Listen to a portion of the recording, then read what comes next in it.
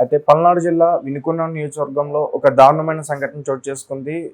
అంటే ఇద్దరు వైసీపీ అలాగే టీడీపీ కార్యకర్తలు ఇద్దరు కూడా ఒకరిపై ఒకరు దాడి చేసుకుని తర్వాత వైసీపీ ఒకతను టీడీపీ అతను చేతులు నరికేశాడంటూ కూడా వార్తలు బయటకు వచ్చినాయి. అంటే తర్వాత కూడా మళ్ళీ ఇద్దరు కూడా టీడీపీకి చెందిన వాళ్ళని చెప్తున్నారు. ఇది క్లియర్గా వైసీపీ అతన్ని తెలుగుదేశం అతను నరికి చంపాడు. ఇది టాపిక్ అయితే దాన్ని రకరకాలుగా మారుస్తున్నారు. ఎందుకంటే ఇప్పుడు ఫోటోలు కూడా రిలీజ్ అయినాయి. క్లియర్గా అతను రషీద్ అనే అతన్ని జిలానీ అతను చంపేశాడు. ఈ రషీద్ అనే అతను అక్కడ వైసీపీ నాయకుడి తమ్ముడు, యువజన విభాగం నాయకుడు తమ్ముడు అన్నమాట.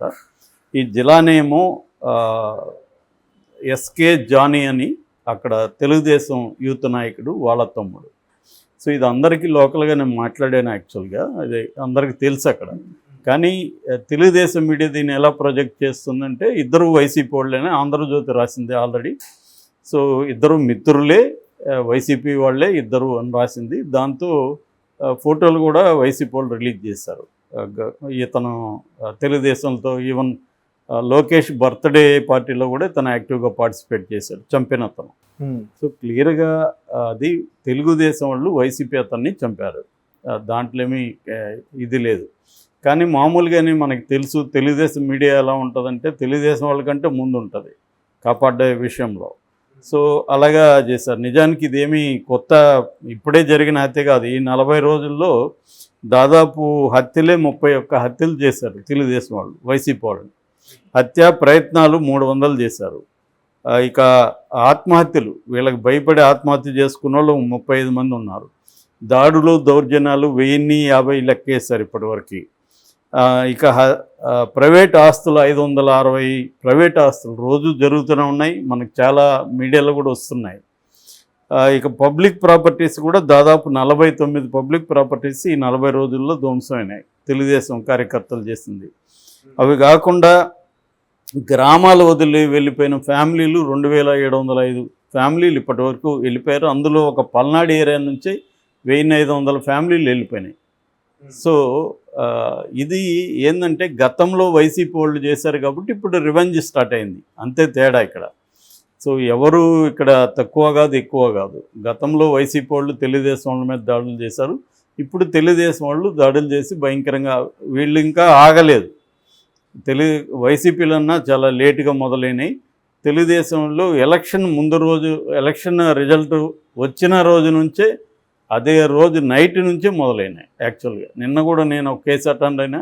ఎలక్షన్ రోజు నైట్ వచ్చిన రిజల్ట్ వచ్చింది, మరుసటి రోజే ఒక ల్యాండ్ అమ్మి దాదాపు 56 ఎకరాలు అమ్మినోడు మళ్ళీ దాన్ని ఆక్యుపై చేసుకున్నాడు తెలుగుదేశం వాడు.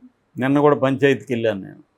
అంటే అలా ఉన్నారు తెలుగుదేశం వాళ్ళు. ఎందుకంటే 5 ఏళ్ళుగా వాళ్ళు ఖాళీగా ఉన్నారు కదా, ఆవురావురమని ఉన్నారు. ఆస్తులు కానీ, డబ్బులు సంపాదించడం కానీ, తర్వాత దాడులు చేయడం కానీ, ఇదేంటంటే ఆవురావురమని ఉన్నారు. ఒక్కసారికి వెళ్తున్నారు. వీళ్ళని ప్రోత్సహించడానికి లోకేష్ ఉన్నాడు, చంద్రబాబు కూడా ఉన్నాడు, పవన్ కళ్యాణ్ కూడా ఉన్నాడు. ఎందుకంటే పవన్ కళ్యాణ్ దీన్ని ఖండించడం పోవడం అంటే ప్రోత్సహించడమే కదా. ఇప్పటివరకు పవన్ కళ్యాణ్ ఏ ఒక్క సంఘటనకు స్పందించలేదు తెలుగుదేశం వాళ్ళు కానీ చేస్తున్న ఇది కానీ.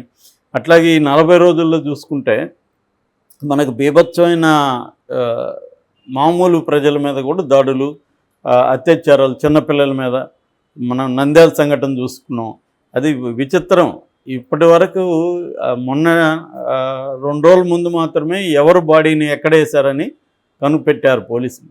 మామూలుగా మనం అనేక సంఘటనలు మనమే చెప్పుకొని ఉంటాం. 2 రోజుల్లో పోలీసులు పట్టుకుంటారు ఇవాళ ఉన్న పరిస్థితిలో. ఎందుకంటే వాళ్ళు చేసేది ఏంది, ఎవరి మీద అనుమానం ఉంటుందో వాళ్ళని తీసుకొచ్చి 4 పీకుతారు. పీకితే వాళ్ళు నిజాలు చెప్పేస్తారు. వాళ్ళ టార్చర్ని ఎవరు కూడా తట్టుకోలేరు. కానీ ఇక్కడ ఎందుకు చేశారు అంటే, చంపింది ఆ చిన్న పాపను చంపింది ఎవరంటే తెలుగుదేశం నాయకుడు అనుచరుడి పిల్లలు.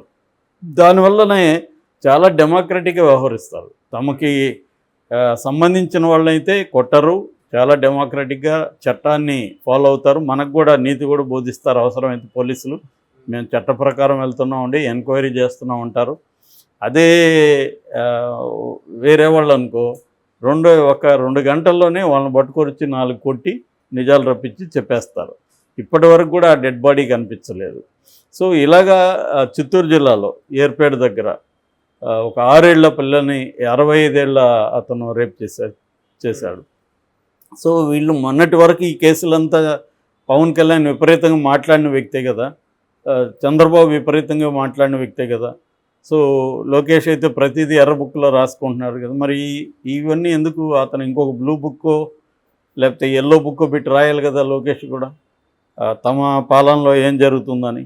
సో ఇదేంటంటే వీళ్ళు కౌంటర్ అటాక్కి వెళ్తున్నారు తప్ప, మీడియా అంతా కూడా కప్పిపుచ్చుకోవడానికి కౌంటర్ అటాక్కి వెళ్తుంది తప్ప, నిజానికి దీనివల్ల తెలుగుదేశానికే నష్టం. ఎందుకంటే ఇదే పని వైసీపీ వాళ్ళు కూడా చేశారు గతంలో, అందుకనే వ్యతిరేకత వచ్చింది. ఇప్పుడు తెలుగుదేశం వాళ్ళే చెప్తున్నారు నాతో చాలామంది, మా వాళ్ళు 6 నెలలు కూడా పట్టదు సార్ మా వాళ్ళకి వ్యతిరేకత రావడానికని.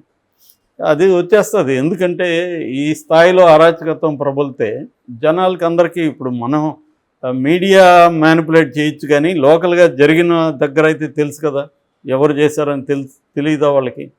సో కాబట్టి ఏంటంటే ఇది ఆపలేవు. ఒకసారి నువ్వు కంట్రోల్ వదిలేస్తే మళ్ళీ నీ అనుకున్నప్పుడు కంట్రోల్ చేయడం కుదరదు. సో ఇప్పుడు ఆల్రెడీ ఇసుక విషయంలో ఆల్రెడీ కుంభకోణాలు స్టార్ట్ అయినాయి. చంద్రబాబే ఇసుక దీంట్లో మీరు ఇన్వాల్వ్ కాకుండా ఎమ్మెల్యేలు కానీ పిలిపించాడంటే మనం అర్థం చేసుకోవచ్చు. ఎందుకంటే మళ్ళీ వైసీపీ వాళ్ళు వస్తారని వైసీపీ చాలా చోట్ల ఇసుక డంప్ చేసి పెట్టారు. వీళ్ళు రాగానే ఎమ్మెల్యేలు వాటిని అమ్మేసుకున్నారు. సో ఇది ఎందుకంటే మనకి క్లియర్ కదా, కామన్ సెన్స్. ఎందుకంటే ఒక్కొక్క ఎమ్మెల్యే క్యాండిడేట్ 50 నుంచి 100 కోట్లు ఖర్చు పెట్టారు. లోకేష్ 30 కోట్లు వసూలు చేశాడని కూడా అప్పట్లో పుకార్లు వచ్చాయి ఒక్కొక్క ఎమ్మెల్యే క్యాండిడేట్ దగ్గర. మరి ఇప్పుడు వాళ్ళని అడిగే నైతిక హక్కు లోకేష్కి కానీ చంద్రబాబుకి ఏముంటుంది? వాళ్ళు అవినీతి చేస్తే కొంచెం జాగ్రత్తగా చూసి చేయండిరా అని చెప్పాలి తప్ప చేయొద్దని చెప్పే వ్యవహారం ఏముండదు. ఎందుకంటే ఈయన ముందే ప్లాన్డ్గా డబ్బున్న వాళ్ళకే ఎక్కువ సీట్లు ఇచ్చారు. కాబట్టి ఇక్కడ వైసీపీ ఉన్నా, తెలుగుదేశం ఉన్నా, కాంగ్రెస్ ఉన్నా, బీఆర్ఎస్ ఉన్నా, బీజేపీ ఉన్నా, ఈ అవినీతి అనేది విచ్చలవిడిగా జరుగుతుంది. దాడులు విచ్చలవిడిగా జరుగుతుంటాయి. దీన్ని ఎవరో మనలాంటి వాళ్ళు మాట్లాడుతూ మనకు కూడా ఒక ముద్ర వేస్తారు. ఇతను తెలుగుదేశం వాడని వైసీపీ వాళ్ళు, వైసీపీ అని తెలుగుదేశం వాళ్ళు ఇలాగ ముద్ర వేస్తారు తప్ప ఇవి జరుగుతూనే ఉంటాయి. ఇక్కడ ఇంకోటి ఏంటంటే పల్నాడులో ఎస్పీని మార్చారు. మల్లికా గార్గ్ ఆమె బాగా పనిచేస్తాను. అంతకుముందు ఆయన ఎవరు బిందు మాధవ ఎవరున్నారు, ఆయన మీద ఆరోపణలు వచ్చి ఆయన్ని మార్చి మల్లికా గార్గ్ వచ్చింది. ఆమె కొంత సెటరైట్ చేస్తుంది ఎలక్షన్ టైంలో. కానీ ఆమెను కూడా తీసేసి ఇప్పుడు శ్రీనివాస్ అనే అతను 2 రోజులు వచ్చింది. అతను కూడా రాజకీయ నాయకుడిలాగా మాట్లాడుతున్నాడు. ఇది రాజకీయ కక్ష కాదు, ఇది వ్యక్తిగత కక్ష చంపేస్తారని చెప్తున్నారు. సో క్లియర్గా పల్నాడులో ఇది ఒకటే కాదు, నిన్ననే ఇంకొకటి కూడా జరిగింది అక్కడనే, ఆ ఏరియాలోనే, గుంటూరు జిల్లాలోనే. సో విపరీతంగా రాష్ట్ర వ్యాప్తంగా జరుగుతున్నాయి. ఇప్పుడు ఇందాక నేను చెప్పినట్టుగా 31 మంది వైసీపీ వాళ్ళు హత్యలకు గురయ్యారు, ప్రజలు వేరే వాళ్ళు కాకుండా. అంటే పెద్ద ఎత్తున ఏంటంటే వీళ్ళు రివెంజ్ దీన్ని స్టార్ట్ చేశారు. అది పై స్థాయిలోనే జరిగింది. డైరెక్ట్గా అధికారులకే పెద్ద నాయకులే వార్నింగ్లు ఇస్తే ఇప్పటివరకు వాళ్ళ మీద ఏమైనా చర్యలు తీసుకున్నారా? అచ్చెన్నాయుడు ఇచ్చాడు కదా, ఆయన ఎవరు అయ్యన్న పాత్రుడు ఇస్తే ఆయనకి ప్రమోషన్ స్పీకర్ వచ్చింది. మరి అయ్యన్న పాత్రుడు అట్లా బూతులు మాట్లాడేవాడిని స్పీకర్ని చేశాడంటే ఏమి సందేశం ఇస్తున్నాడు చంద్రబాబు? సో మీరు బూతులు మాట్లాడండి, మీరు ఉద్యోగుల మీద తిరగబడండి, ప్రజల్ని చావగొట్టండి, వైసీపీ వాళ్ళని అయితే చంపేయండి, మీకు ప్రమోషన్లు ఇస్తాము అన్న ఇదే కనబడుతుంది. లోకేష్ ఓపెన్గా కూడా చెప్పాడు కదా గతంలో, మీరు ఎంతమంది వైసీపీ వాళ్ళని కొడితే మీకు అంత నేను పోస్టులు ఇస్తాను అన్నాడు. ఓపెన్గానే చెప్పాడు కదా, మనందరూ చూసాం కదా. సో అందుకనే వాళ్ళు అది చేస్తున్నారు. వాళ్ళు ఏమనుకున్నారంటే ఇవన్నీ చెప్పినా కూడా ప్రజలు మమ్మల్ని ఎన్నుకున్నారంటే మమ్మల్ని చేయమనే కదా, కాబట్టి మేము చేస్తాం అనే స్థాయికి వెళ్ళిపోయారు. సో ఇది దాని ఏమంటారు, అంతం కాదు, ఆరంభం మాత్రమే. ఇంకా మనం రోజు, నేను ఎప్పటి నుంచో చెప్తున్నా, వచ్చినప్పటి నుంచి రోజు ఒక స్టోరీ చెప్పుకుంటాం మనం, రివెంజ్ స్టోరీ అని. అలాగే చెప్పుకుంటాం ఇంకా కూడా, ఇదేమి ఆగదు. ఆ విజువల్ చూస్తే మాత్రం భయం వేస్తుంది నిజానికి. అతి దారుణంగా చేస్తున్నాం. 2 చేతులు అది కూడా అదేమి ఎక్కడో మారుమూల ప్రాంతం కాదు.